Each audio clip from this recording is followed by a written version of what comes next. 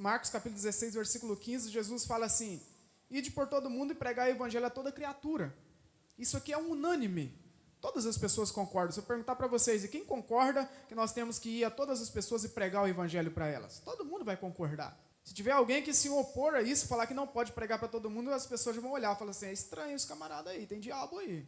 Agora, só que o mesmo Jesus, e no mesmo texto, no mesmo contexto aqui, que ele fala assim, no versículo 15, ele fala para nós irmos a todo mundo e pregar o evangelho. Aí também ele fala no versículo 16, que quem crer e for batizado, esse ele será salvo. Mas quem não crê está condenado. Também a igreja é unânime a essa fala de Jesus, que dizer que está certo. E que temos que praticar isso. Que temos que ser batizados. Não para ser salvo, mas uma ordenança. Porque não faz sentido você vir na igreja Rema aqui, aceitou Jesus, ouve as pregações, aí fica 1 ano, 2 anos, 3 anos e não quer se batizar. Soa meio estranho. Porque é de costume as pessoas aceitarem Jesus, passar um tempinho e se batizarem. Só que também, olha só, o mesmo Jesus que ele prega, dizendo: vocês vão para todo mundo, vão pregar o evangelho, vocês vão ser batizados. Aí depois ele fala no versículo 17: e esses sinais seguirão aqueles que crerem. Em meu nome expulsarão os demônios. As pessoas é unânime também. Todas as igrejas, todas as pessoas, que você perguntar assim: você é lícito, você concorda que tem que expulsar demônios? As pessoas: tem sim, eu concordo com isso.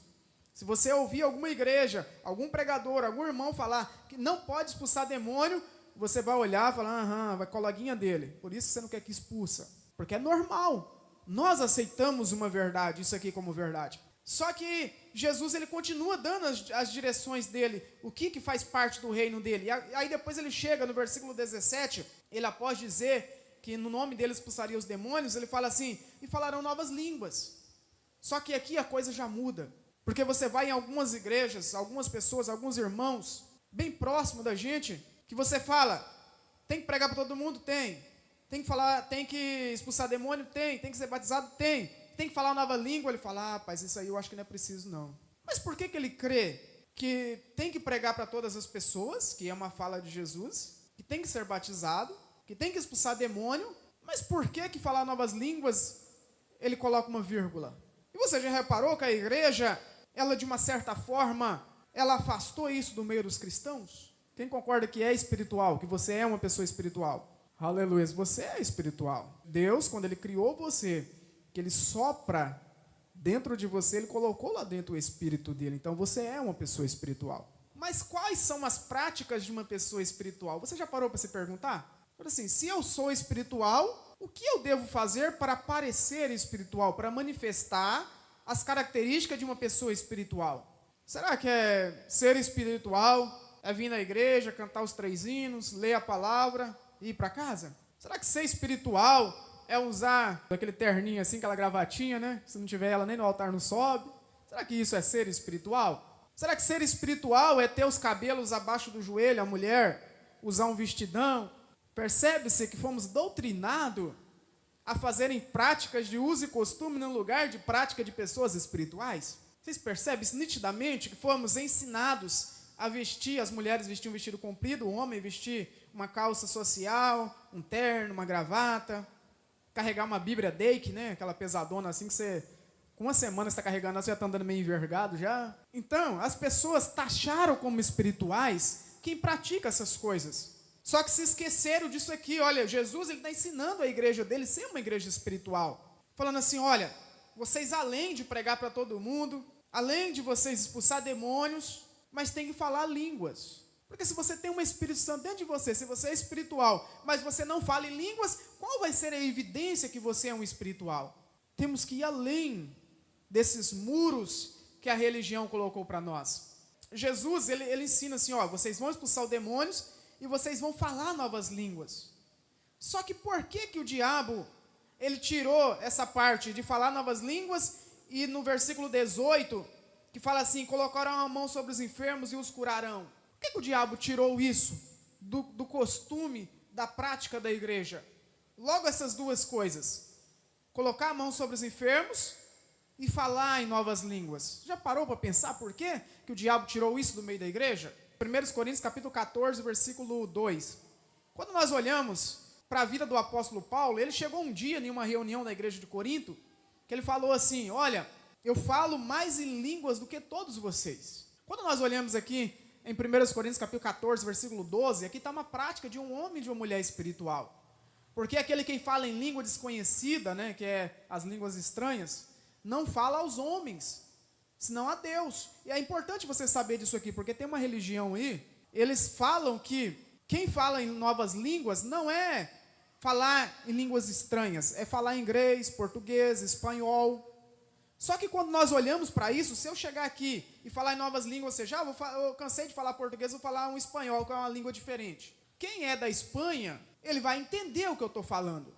Só que quando você olha para o que Paulo quis dizer, ele fala assim, ó, quando você fala numa língua desconhecida, que é a língua estranha, você não fala aos homens, senão a Deus. Porque ninguém entende, em espírito você fala mistérios. Então isso aqui é prática de uma pessoa espiritual. O que eu quero que você entenda, se você não pratica isso aqui, que é falar em línguas, você não está dando fruto de um homem e de uma mulher espiritual. Como que você vai provar para as pessoas, como você vai manifestar o desejo nas pessoas de aceitar Jesus, se você não tem prática espiritual, se você é meramente um religioso? Por que Satanás ele tirou isso de algumas igrejas? Porque quando você vê o apóstolo Paulo, ele falou assim, eu falo mais em língua do que todos vocês. Qual foi os feitos de apóstolo Paulo? Vocês viram Pedro pregou numa noite só, Pedro converteu 3.000 almas, depois ganhou mais 5, depois ganhou mais um monte de gente lá. Um dia ele estava pregando na casa, eu acho que de Cornélio, se não foge a memória, o Espírito Santo caiu ali, todos que estavam foram cheios do Espírito Santo. Só que quando você olha para a vida do apóstolo Paulo, ele ensina e ele diz, eu falo mais do que todos vocês. Aí você vê o que o apóstolo Paulo ele fez, ele escreveu quase o Novo Testamento inteiro. Ele foi um dos missionários que mais anunciou o evangelho em todas as cidades. Homem usado em maravilhas, em prodígio. Homem que ele disse que ele viu o céu, que ele não sabe quantas vezes, né, foi lá no céu, lá dentro, viu por dentro, coisas inefáveis, coisas difíceis de explicar. Você acha por que então que Satanás tirou essa prática religiosa do meio da igreja de não falar em línguas? Porque ele sabe que se você falar em línguas, você vai acessar dimensões além do que os religiosos, além do que os normais acessam. Porque Satanás ele não quer que você seja um crente que pratica coisas espirituais e que causa mudança, e que liberta pessoas, e que salva pessoas, que prospera, que é curado. Satanás não quer isso. Satanás ele quer que você vá para uma igreja onde não fala em línguas, onde você fica mediano igual as outras pessoas. Como assim mediano? Na hora que vem as enfermidades, corre para o UPA, para o Jaime, sei lá mais para quem. Na hora que tem as dificuldades financeiras, liga para o agiota, liga para a avó, liga para o vô, liga não sei para quem. Mas não consegue dobrar o joelho e dizer assim, Jesus, muito obrigado que o Senhor me fez rico, me fez próspero, o Senhor me fez saudável. Você vai acessar essas dimensões quando você se tornar uma pessoa espiritual. Quando você começar a orar em línguas. Quando você começar a manifestar o poder de Deus, aí você vai fazer a diferença. Aí você vai fazer um estrago no reino de Satanás. Deus, ele chega no jardim, aí ele grita assim, Adão. Aí Adão, ele está escondido. Aí Adão fala com Deus, fala assim, Senhor, quando eu ouvi a tua voz, eu temi. E por isso que eu me escondi, porque eu estava nu, né? E isso eu me escondi. Aí Deus, peraí Adão, quem falou com você que você está nu? Ou seja, em outras palavras, Deus ele olha para Adão e fala assim, Adão, você está ouvindo quem além de mim? Quem é que está te influenciando? Quem foi que anunciou para você, quem disse para você que te acusou que você está nu? Você já parou para pensar? Quem são as pessoas que você tem ouvido? Quem são as vozes que você tem ouvido? Porque quando você ouve a palavra do Senhor, você ouve Jesus, ele fala assim, vai, pregue, fala novas línguas, cura os enfermos.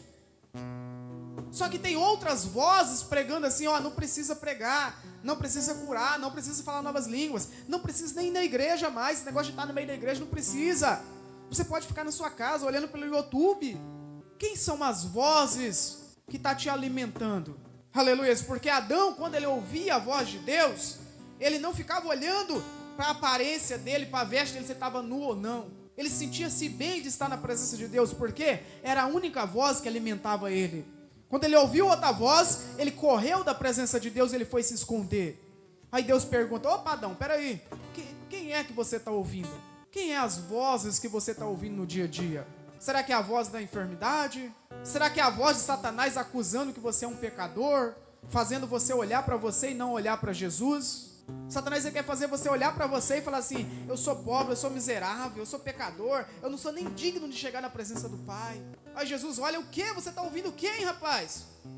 Eu morri na cruz, eu paguei por você, eu te santifiquei, eu te dei novas vestes, eu te pus assentado em regiões celestiais, eu te dei riqueza, e você fala que você é pobre, que você é miserável, que você é nu, que você nem é digno de entrar na minha presença. E o teu lugar aqui em cima, nas regiões celestiais, o que está fazendo? Quais são as vozes que você tem ouvido? Aleluia, que a partir de hoje, nós venhamos a se atentar para o que Jesus tem mandado nós fazermos, porque Ele é o nosso Senhor. Se Ele é o nosso Senhor, é Ele que manda. Temos que nos atentar a isso. Efésios capítulo 5, versículo 19. Olha só: falando entre vós em salmos, e hinos e cânticos espirituais, cantando e salmodiando ao Senhor no vosso coração. Cânticos espirituais aqui não é cantar igual o Daniel cantou agorinha, vem o teu reino e tal e tal. Isso aí é louvor, é uma música gospel. Agora, cânticos espirituais é você cantar em línguas, é falar em línguas. Aleluia, é isso aqui que edifica você, é isso aqui que acalma o seu coração. Às vezes você chegou aqui na igreja hoje com o coração meio abatido, a mente tendo milhares e milhares de pensamentos, de setas ao contrário, dizendo que você não é santo, dizendo que as pessoas não te valorizam, dizendo que as pessoas não querem você bem, aleluia, dizendo às vezes até que não sabe o que você está fazendo aqui. Como que você vai eliminar isso tudo agora? Como que você vai trazer uma paz? Vai se encher do Espírito Santo? Línguas espirituais, coloque para fora, fale em línguas, ore em línguas, aleluia, e nós vamos levantar uma adoração nesta noite aqui, enchermos o nosso espírito nesta noite. Vamos lá, fecha teus olhos.